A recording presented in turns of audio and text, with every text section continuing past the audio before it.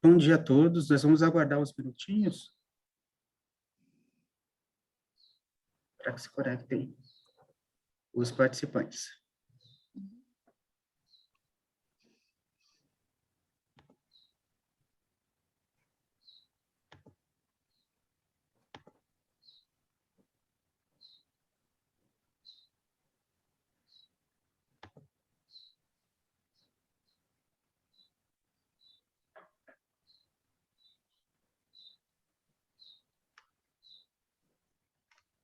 Podemos começar.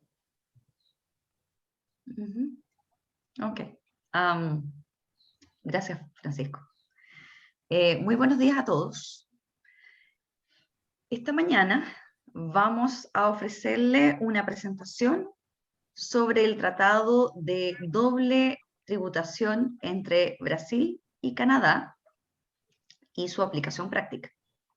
La idea es poder entender cómo estos convenios contemplan no solamente las reglas que se usarán para evitar la imposición, sino además los mecanismos para que se dé la colaboración entre las administraciones tributarias de ambos países. En esta ocasión, agradable presencia del Senior Investment Officer de la Embajada de Canadá en Brasil, el señor Marcelo Tavares, a quien le doy una cordial bienvenida, y agradecerle por haber accedido a esta invitación, y quien, antes de entrar en el tema técnico con Francisco, va a dar algunas palabras sobre la relación de negocios entre Canadá y Brasil, lo que nos permitirá entender por qué Canadá es un lugar atractivo para invertir y hacer negocios. Entonces, les voy a pedir que a quienes tengan consultas y preguntas puedan escribirlas en el chat al lado derecho o en la parte de Questions and Answers para que al final del webinar podamos darle respuesta a sus consultas. Te dejo, Marcelo y Francisco, para avanzar en el webinar. Gracias. Gracias, Carolina. Gracias. Muito obrigado, Carolina. Obrigado pelas boas-vindas. Obrigado pelo convite e a organização, Carolina, Marta, Francisco. É um prazer poder participar hoje com vocês. Como a Carolina falou, eu sou o Senior Investment Officer do governo do Canadá aqui no Brasil. Nós somos um braço do governo canadense focado em promoção de comércio e expansão de negócios brasileiros para o Canadá, e eu particularmente coordeno esse projeto de ajudar empresas brasileiras a conhecerem o mercado canadense e estruturarem seus negócios pensando numa expansão internacional. O Canadá e o Brasil, eles têm uma relação comercial de mais de 80 anos, cujo volume de negócios entre os dois países, o comércio bilateral, está em torno de 3 bilhões de dólares canadenses, ainda é pequeno, tem um potencial muito grande. Os dois países têm se aproximado bastante, principalmente em questões de parceria em inovação. O Brasil é um importante investidor de FDI, de investimento direto estrangeiro no Canadá. Hoje o Brasil é o número 9 no ranking, é o país número 9 com maior investimento estrangeiro no Canadá, e o Canadá, em contrapartida, se posiciona como o 17º, 18º maior investidor estrangeiro no Brasil. Existem alguns setores de maior interesse, mineração, agronegócio, mas a gente tem visto nos últimos anos uma migração de demanda para investimento de empresas brasileiras no Canadá, de expansão de negócios, de empresas de base de tecnologia, muitas fintechs, muitas empresas de saúde, buscando operar no Canadá. Por que o Canadá? O Canadá, às vezes, não é o destino mais óbvio para uma expansão internacional de empresas brasileiras. Quando a gente conversa com clientes brasileiros, talvez o primeiro destino que vem à cabeça é o mercado dos Estados Unidos. Acontece que existem várias barreiras para você fazer negócio nos Estados Unidos. E o Canadá, por sua vez, aparece como uma alternativa interessante, tanto do ponto de vista do ambiente desburocratizado, facilidade que uma empresa estrangeira tem para se estabelecer, muito apoio e incentivo, programas do governo federal e do governo das províncias para aceleração do negócio, tanto do ponto de vista de créditos tributários, subsídios para a contratação de talentos, apoio e colaboração com institutos de pesquisa. Tudo isso faz com que o Canadá hoje seja um dos melhores destinos internacionais para que uma empresa estrangeira abra ou expanda o seu negócio. Isso é reconhecido pela KPMG, pelo Banco Mundial, pela revista The Economist. O Canadá sempre figura entre o número 2 e o número 3 do melhor destino para expansão de negócio. Por que essa característica? Porque a economia canadense precisa bastante de comércio internacional. É um país que tem territorialmente o tamanho do Brasil, uma população de 37 milhões de habitantes, uma economia ainda dependente do comércio com os Estados Unidos, mas que vem se diversificando nas últimas décadas. Nesse sentido, o governo do Canadá fez um esforço grande para hoje se posicionar como o país que tem o maior número de acordos de livre comércio no mundo. São mais de 14 acordos de livre comércio, permitindo acesso a 51 mercados. Esses 51 mercados eu destaco, né, América do Norte, principal mercado, né, Estados Unidos, México, mas também União Europeia, países asiáticos, inclusive alguns da América do Sul. Essa rede de acordos bilaterais de livre comércio permite que empresas que estão no Canadá, canadenses ou estrangeiras que decidiram por uma operação no Canadá, venderem as suas soluções para clientes nesses mercados internacionais de um ponto de vista tributário mais vantajoso. Então, além dos acordos de livre comércio, toda a estrutura de apoio do governo, essa agência para a qual eu trabalho aqui no Brasil, ela está presente em todos esses mercados com o papel de ajudar essas empresas a identificarem oportunidades nesses mercados e desenvolverem os seus negócios nesses mercados. Todos os serviços, inclusive, como nós somos uma agência do governo, não têm um custo. Eu gostaria de destacar também mais uma questão com relação ao Canadá como um destino de internacionalização, olhando do ponto de vista de empresas brasileiras, além da facilidade que eu comentei sobre o ambiente de negócio ser bastante desburocratizado, existe uma facilidade e uma flexibilidade no modelo de negócios, no modelo de internacionalização que a empresa está planejando. Hoje, a empresa brasileira que pensa numa expansão internacional e que olha para o Canadá, ela pode operar de forma remota, pode, se for do interesse dela, ter uma estrutura física, um escritório. O governo não faz nenhuma exigência para que o modelo seja X ou Y.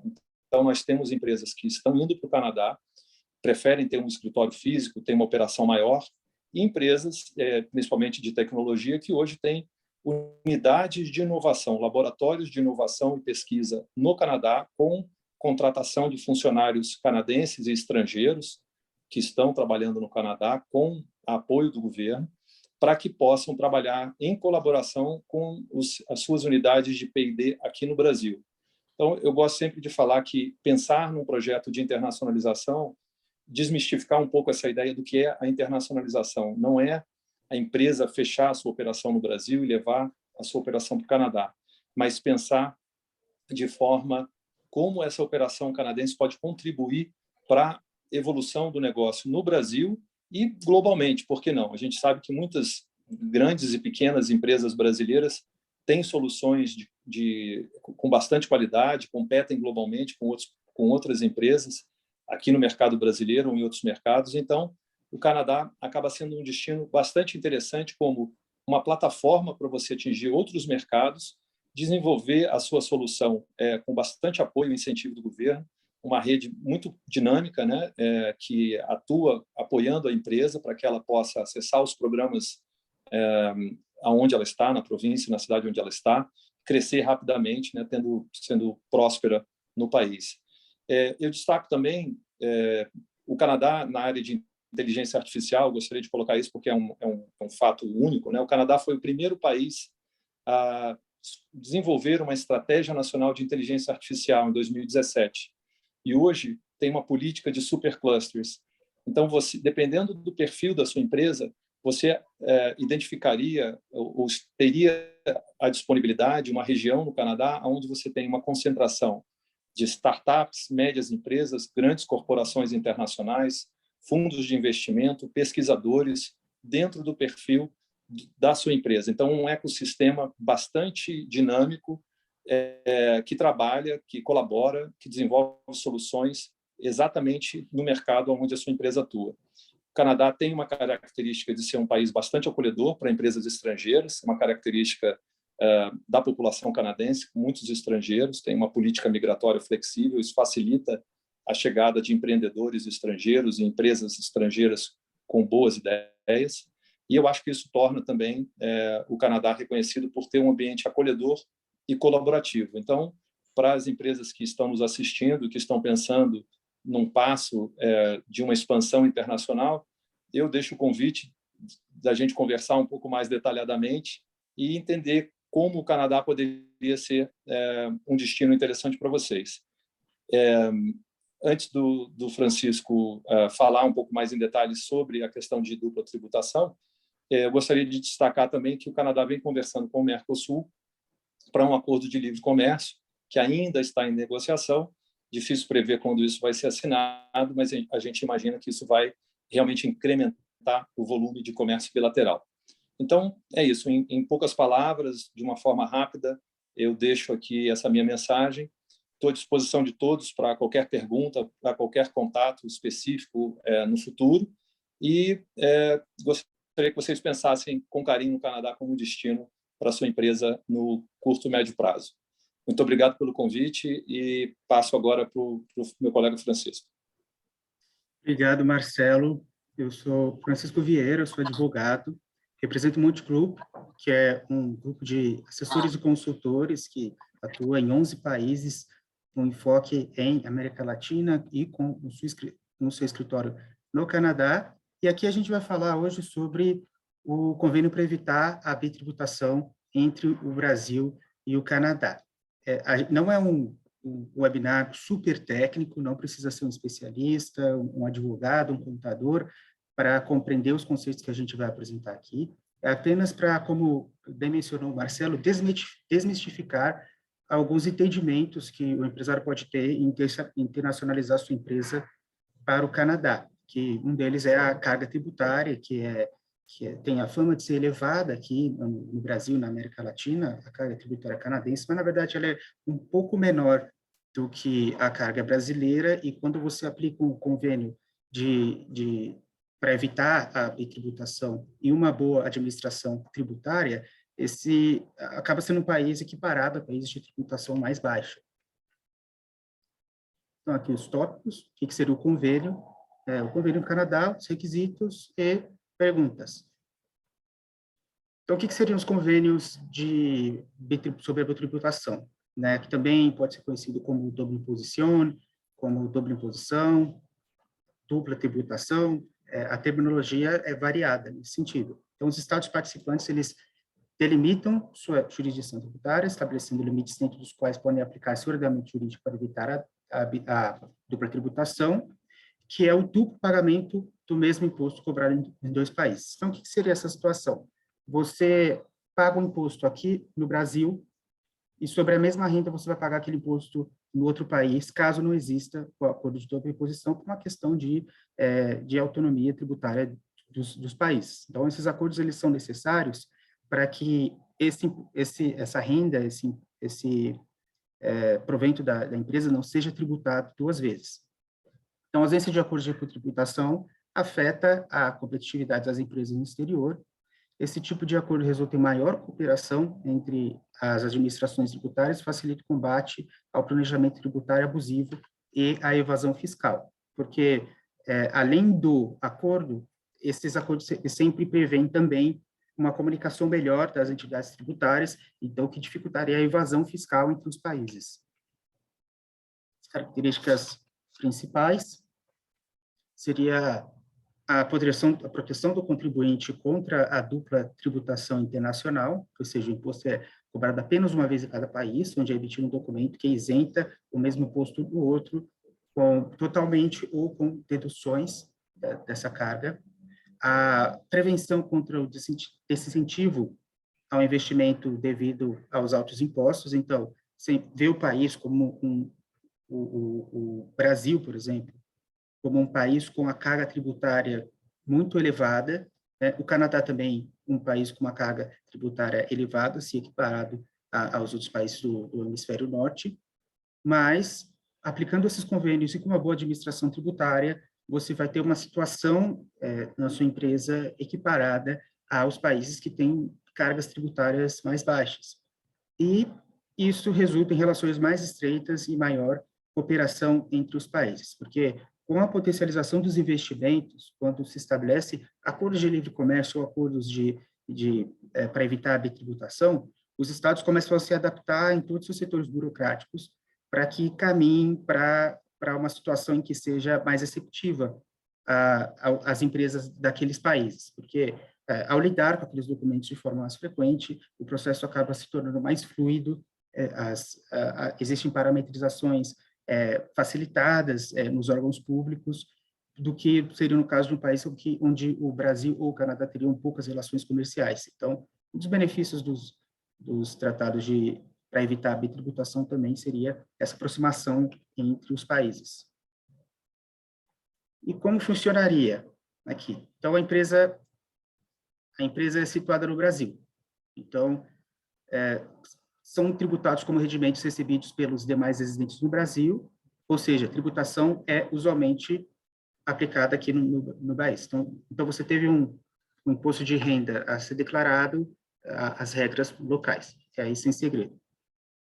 A situação em outro país. Os rendimentos são tributados, né, oriundos do outro país aqui no Brasil, taxando-se o ganho de capitais, os demais recebimentos, rendimentos devidos, como no caso o recolhimento mensal do Carnê-Leão, também quando pessoa física. Se outro país tiver pactuado um acordo com o Brasil para evitar a dupla tributação ou possuir um tratamento fiscal recíproco, os rendimentos recebidos no exterior podem ser compensados, desde que não seja restituído, compensado no exterior. Entendeu? Em outro país que não possuiria o convênio, a pessoa física também residente em outro país, quando houver acordo com o Brasil para evitar a bitributação, o tratamento recíproco, se reduz o devido no país ou elimina-se totalmente a tributação. Não havendo acordo de reciprocidade, tributa-se nesse país sem qualquer redução. Então, o que acontece? Então, se você é residente do Brasil e em um país, por exemplo, os Estados Unidos, não tem acordo de tributação com o Brasil, esse imposto ele vai ser cobrado no Brasil e vai ser cobrado nos Estados Unidos sobre a mesma quantia, oriunda da mesma fonte, o mesmo fato gerador. Esse tributo ele vai ser cobrado 2 vezes, desde que, comparando, né, os direitos de cada país, o Brasil tem 92 tipos de impostos diferentes, e os outros países tendem a ter as estruturas tributárias mais simplificadas, mas os impostos relacionados, impostos que se comunicam, como é o caso do imposto de renda, esse vai ser tributado, vai acabar inevitavelmente sendo tributado 2 vezes. Aqui são os países em que o Brasil possui o acordo para evitar a bitributação, né? São 32 países em que a gente tem convênio. Existem outros países onde o convênio não está vigente, mas ele está assinado, já passou pelo processo de tramitação, a gente só não tem o documento do decreto que dá vigência no Brasil e dá certeza de que essa renda ela não vai ser bitributada desde que sejam seguidos os procedimentos necessários para comunicar às autoridades fiscais. Então, você precisa de um documento de residência fiscal. Esse documento ele vai ser utilizado para que você não recolha novamente no outro país em que o seu patrimônio está sendo enviado. Então, o Brasil possui um acordo para evitar a bitributação celebrado com o Canadá desde 1986, que está em vigor, já está em vigor. E como seria a tributação no Canadá? O Canadá, diferente de outros webinars que você pode ter acompanhado aqui com a gente, ele tem uma carga tributária um pouco mais elevada do que esses outros países, mas muito semelhante com a do Brasil, né? O Brasil ainda consegue ser 2% mais elevada em média. A base universal sobre ganho de capital 50% tributável e perda de capital 50% dedutível. Imposto de renda, dividendos 25%, juros 25%, royalties 25%. Essas alíquotas são reduzidas pelo acordo entre o Brasil e o Canadá, porque esses acordos também eles prevêem alíquotas comuns. E o imposto de renda de pessoa física federal de 15% a 33%, provincial pode chegar a 53%. Aqui, as alíquotas aqui sobre ser imposto de renda, essa alíquota federal fixa e a provincial varia de acordo com o território. E qual seria a aplicabilidade desse convênio? Então, os lucros recebidos por uma empresa brasileira, que tem uma filial em outro país, eles são tributados em 34%. Os lucros recebidos pela pessoa física no Brasil são tributados apenas quando pagos, e ao receber o lucro do exterior, a empresa não pode optar pelo lucro presumido, né? Aí o convênio, ele estipula o que seria essas alíquotas comuns, né? Ou seja, o que se equilibraria os impostos em ambos os países, e dentro dessas alíquotas se aplica a dedução ou então a isenção desse imposto, né? Então, aqui, para os dividendos, de 15% para 25%, os royalties de 15% reduz dos 25%, e juros de 10% dos 15%. Então, o que aconteceria? Então, o imposto é pago naquele país num montante, um determinado montante, ao chegar no país de origem, esse montante é descontado. Então, se ele excede, ele isenta. Se ele é menor, você precisa complementar com o imposto do país. E aqui seria, dentro do lucro presumido, que seriam considerados a alíquota comum entre ambos os países, né, de 20% para cada um. E buscando. É isso. Basicamente, apenas para que o empresário brasileiro entenda o seguinte, que por mais que o Canadá, por mais que possa parecer um país que tenha uma carga tributária elevada, se você comparar, por exemplo, os números do que resultaria esse imposto nos Estados Unidos ou na Europa, em outros países da Europa que não possuem esses tratados de tributação, você vê que, ainda que sejam países em que a carga tributária seja menos elevada, você acaba, ao fim, pagando mais impostos. Então, esses tratados, eles surgem de uma forma para que as empresas paguem apenas uma vez esse imposto. Então, para que se estimule o investimento e a expansão para esses países. E, ultrapassado essas dúvidas, como funcionaria esse procedimento, o Canadá se mostra uma excelente opção para o Brasil. Então, vou abrir aqui para perguntas.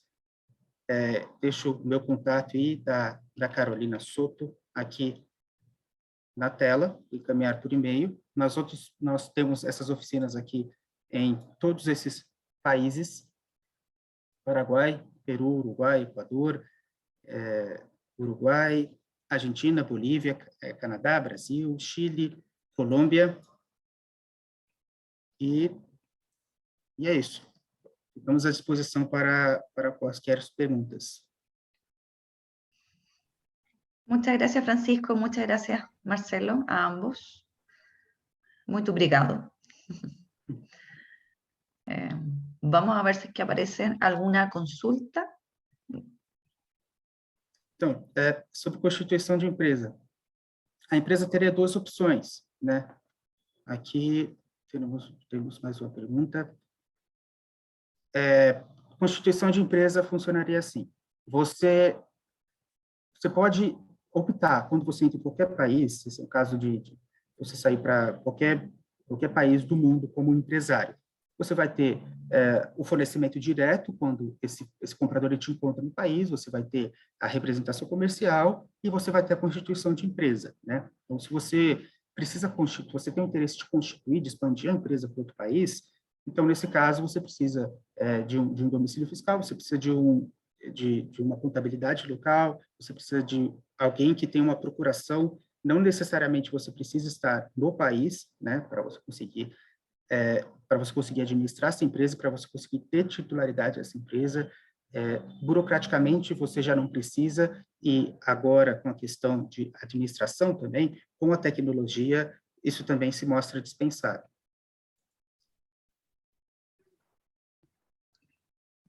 Rita Capagnoli. Obrigado, Rita.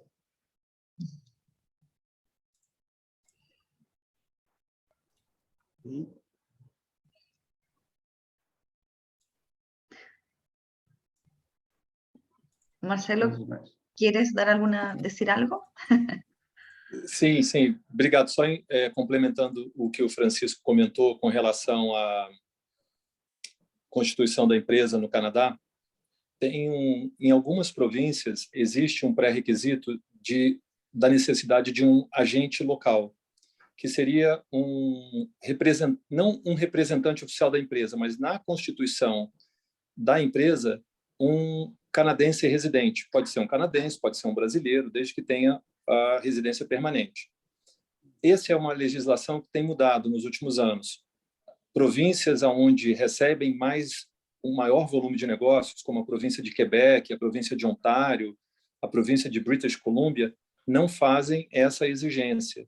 Então, claro, nesse aconselhamento legal, o advogado vai lhe orientar com relação a essa necessidade ou não, dependendo de onde a empresa gostaria de se registrar, né, de se incorporar e de operar. Então, é só uma anotação que eu gostaria de fazer em cima do que o Francisco havia falado. Sim, muito boa, e inclusive como critério de comparação, aqui no Brasil é a mesma situação, mas não existiria, no caso, mais dispensas dos estados, né? Você precisa de uma representação legal, você vai exercer ela através de uma procuração, ou seja, você não precisa estar lá para você administrar essa empresa e representar legalmente essa empresa, mas você precisa desse nome dessa pessoa, que ela precisa ter residência no Brasil. Não precisa estar morando no Brasil, não precisa ter 1% da sociedade, né? Porque desde que nós temos a figura da sociedade limitada unipessoal, a gente não precisa que essa pessoa tenha 1% para poder estar ali no QSA da empresa. Então, você só precisa dessa figura que tenha a residência, seja um visto Mercosul, seja um visto de investidor aqui no Brasil. Então, no caso do Canadá, eles flexibilizam algumas províncias, conforme o Marcelo agregou. Aqui no Brasil, a regra acaba sendo mais estrita nesse sentido. Si entendí bien lo que mencionan, puedo poner el caso de un cliente. En este momento estamos apoyando a una empresa chilena que se está instalando en Canadá. Y como dice Marcelo, hay ciertas provincias, en el caso de Ontario, que no requieren que sean residentes canadienses. Que el 25% del directorio no es necesario que sea canadiense y perfectamente puede instalar su oficina acá. No sé si tiene que ver con el punto que estaban discutiendo. Exactamente. ¿Sí? Precisamente. Okay. Entonces, es factible para una empresa extranjera instalarse acá sin tener el componente del residente canadiense como parte del directorio, por ejemplo, de una empresa o corporación. Sim. E isso gera um custo muito alto para a empresa, que é um custo fixo, que ela acaba tendo dessa representação. Essa pessoa absorve um pouco da responsabilidade dos atos, ela absorve a responsabilidade, eventualmente, de representar uma demanda trabalhista que vai existir no país.